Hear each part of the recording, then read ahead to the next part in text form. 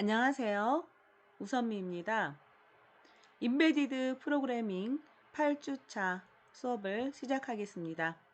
이번 수업에는 아날로그 출력으로 아두이노 작동하는 방법을 알아보는데요. 그 첫 번째로 펄스 폭 변조에 관해서 공부하겠습니다.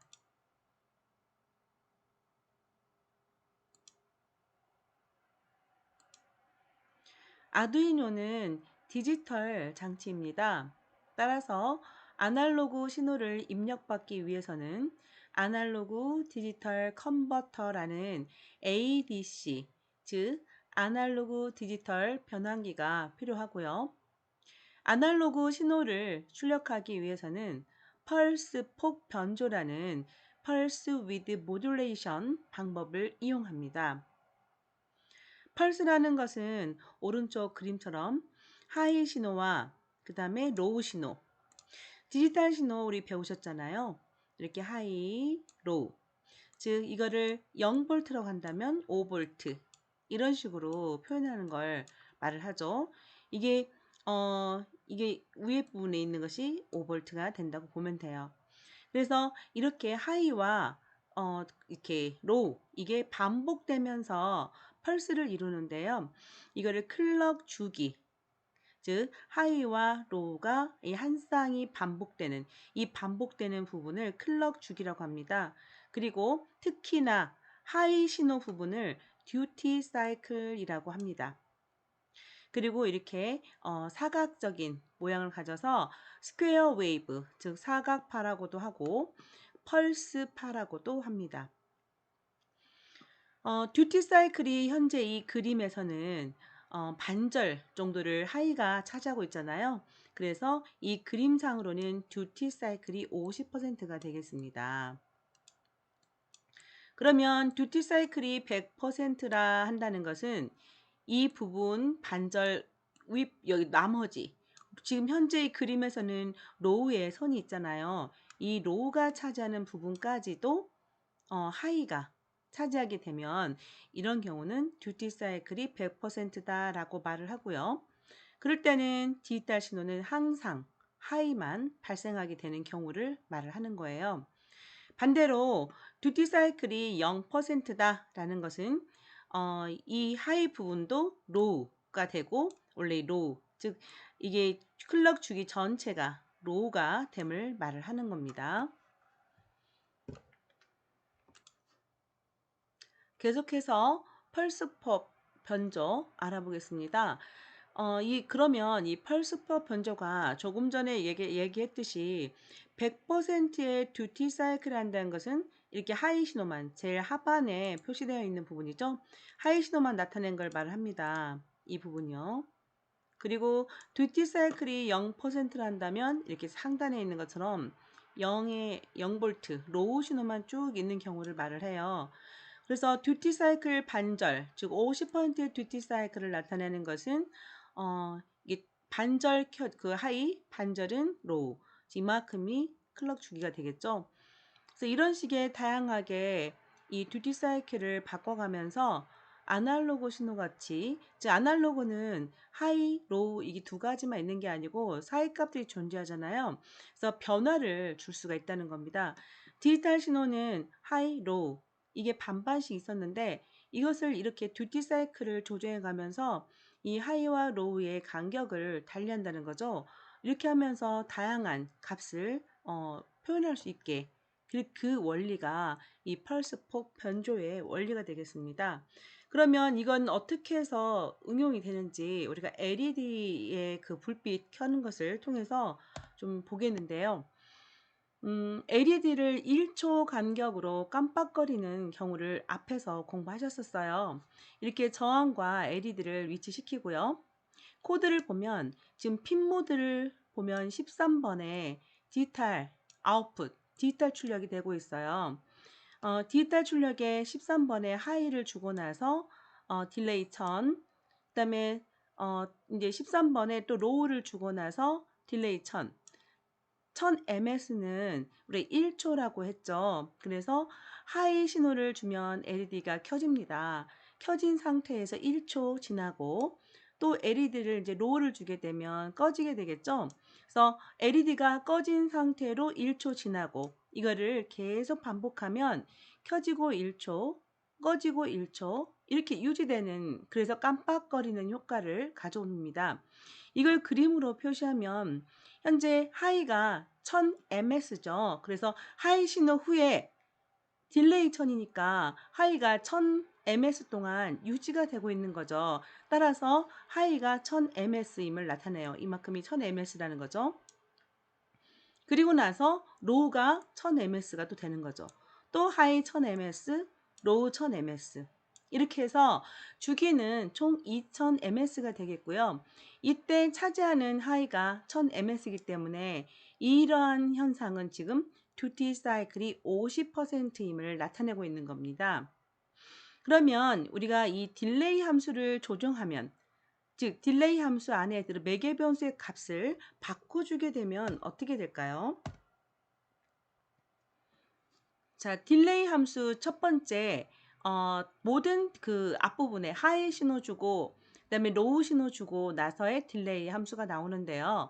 하이 신호 주고 난 후에 딜레이 함수만 1000에서 9000으로 바꾸게 되면 어떻게 되냐면, 즉 아까 봤던 1초 간격에 깜빡거리는 효과였죠. 여기서 9번에서 이 부분을 9000으로 바꿔준다는 거죠. 9000으로. 그리고 로우 다음에는 그대로 놔두는 겁니다. 이렇게 되면 총 주기는 만이 되겠죠. 그리고 이 주기 동안에 하이 신호가 9000ms가 유지되는 것이고 로우 신호가 1000ms 동안 유지되는 것이 되겠죠. 그러면 이건 듀티 사이클 90%가 되는 거죠.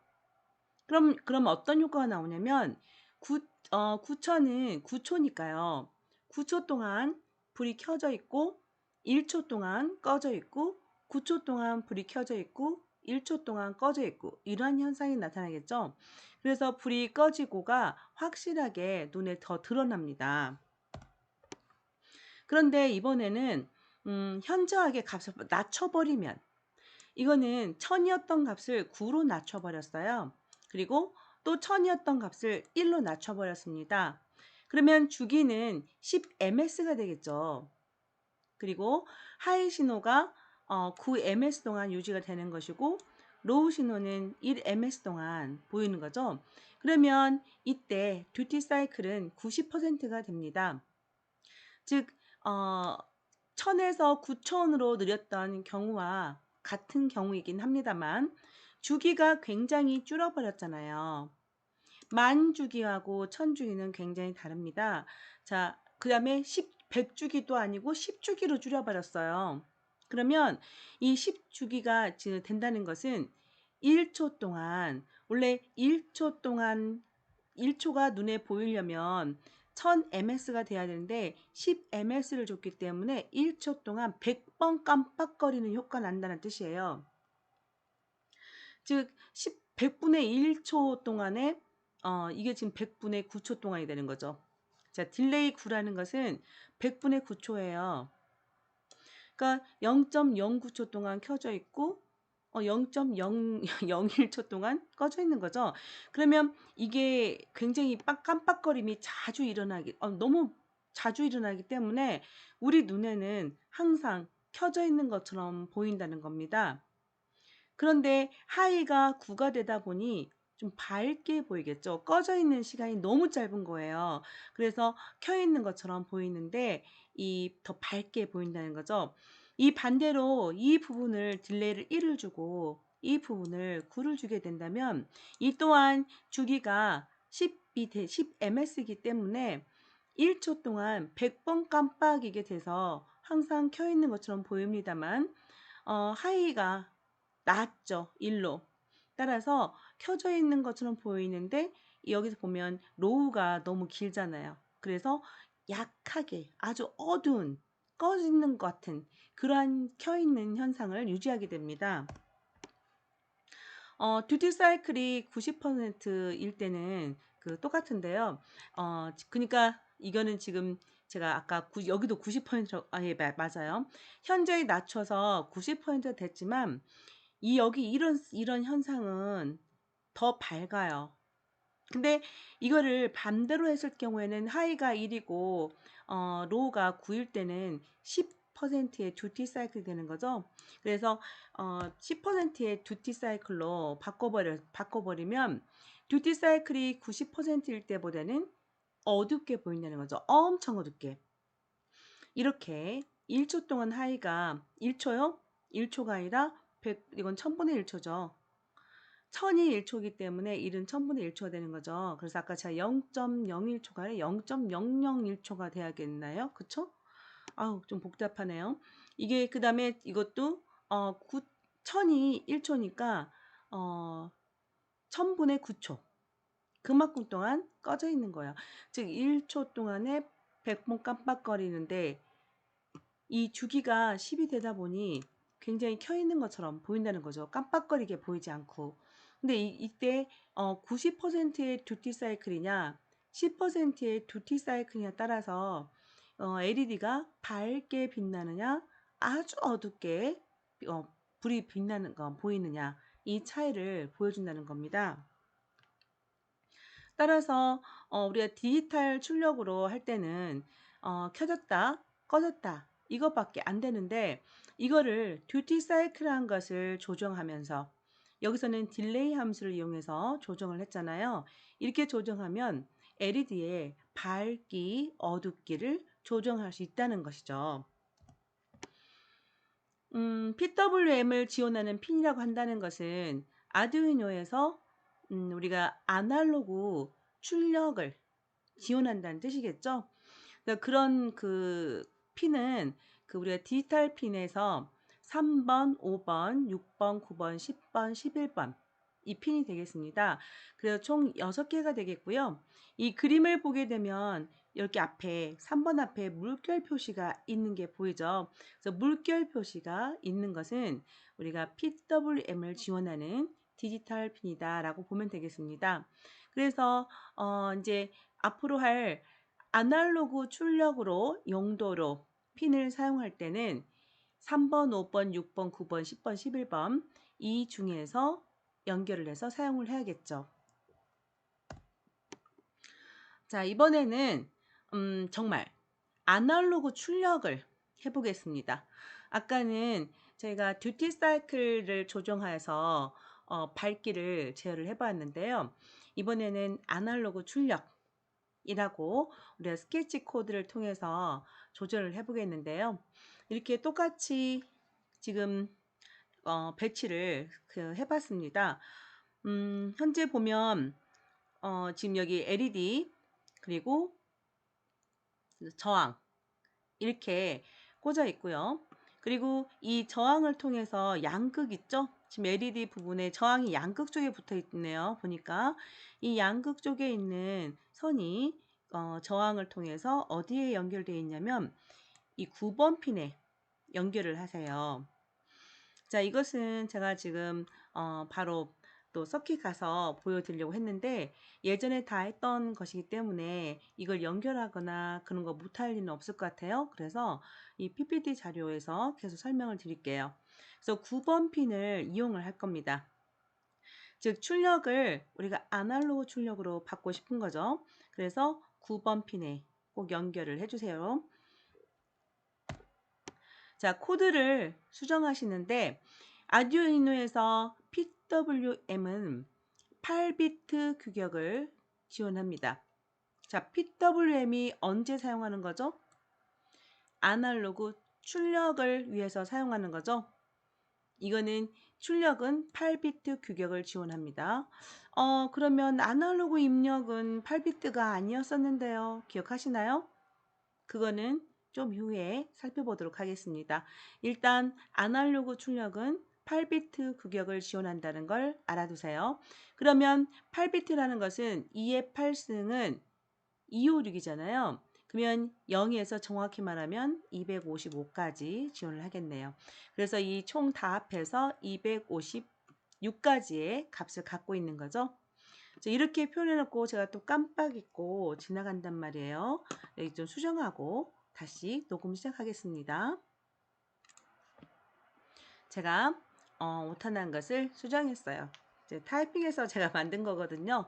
그리고 이 그 캡처한 그림은 R 스튜디오라고 R 프로그래밍 할 수 있는 그 소프트웨어가 있습니다.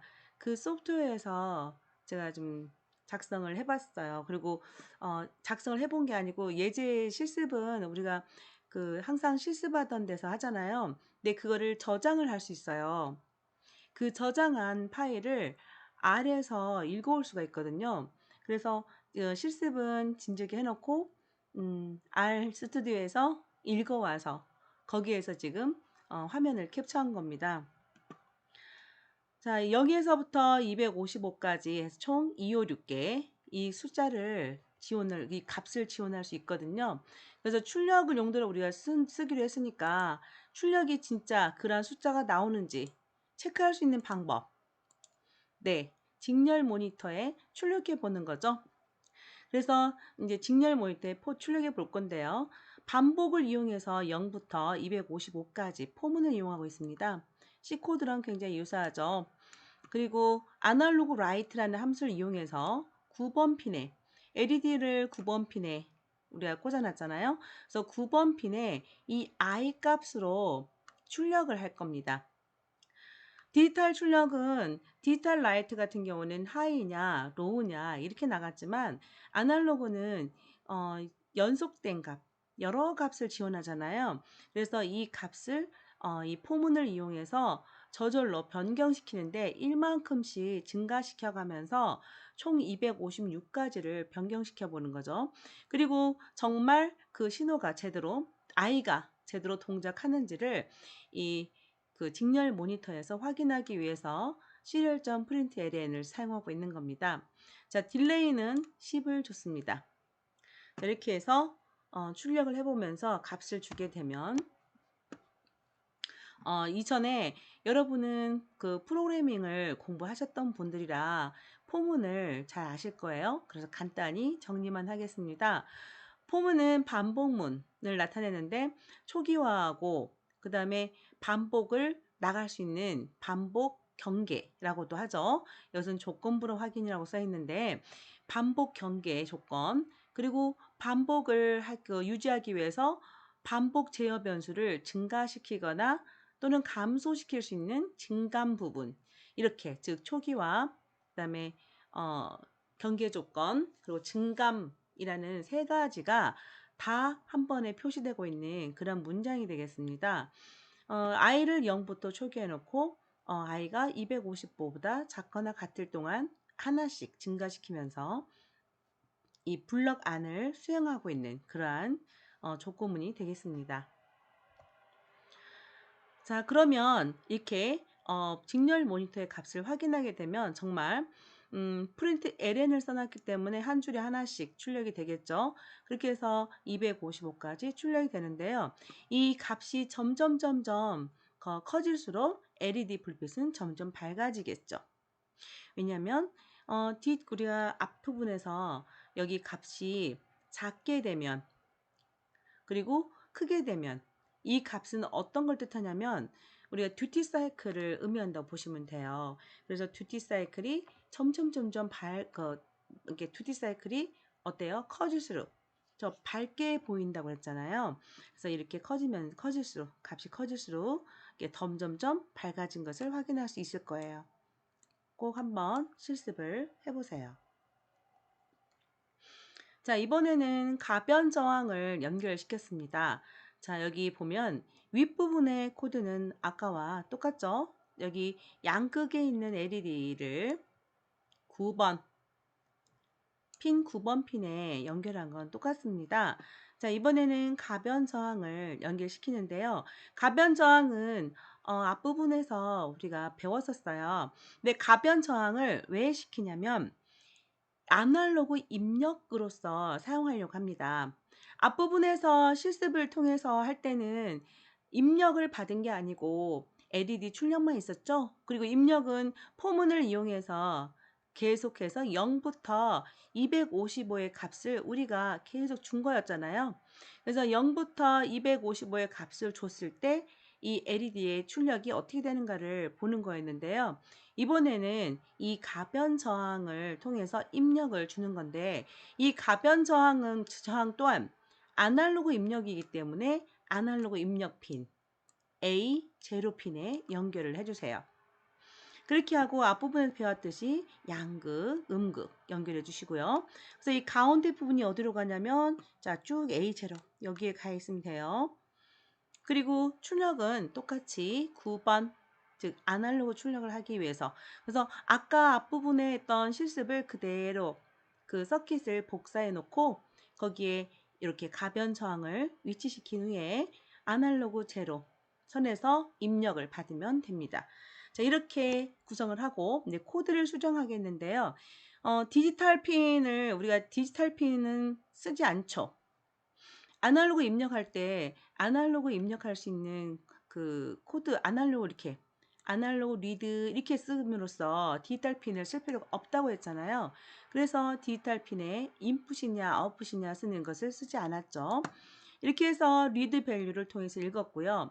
그러면 이 리드 밸류를 통해서 읽은 값을 가지고 포문 대신에 이제 아날로그 출력에 쓰겠다는 겁니다. 그래서 아날로그 라이트에 9번 핀에 보냅니다. LED에 이 값을 직접 보내려고 했는데 지금 어떤 걸 하고 있냐면 맵이라는 함수를 통해서 변형을 하고 있습니다. 아날로그 값으로 읽어드렸던 리드 밸류 값을 원래 읽을 때는 어떻게 읽어요? 아날로그 핀은 10비트를 지원한다고 했습니다.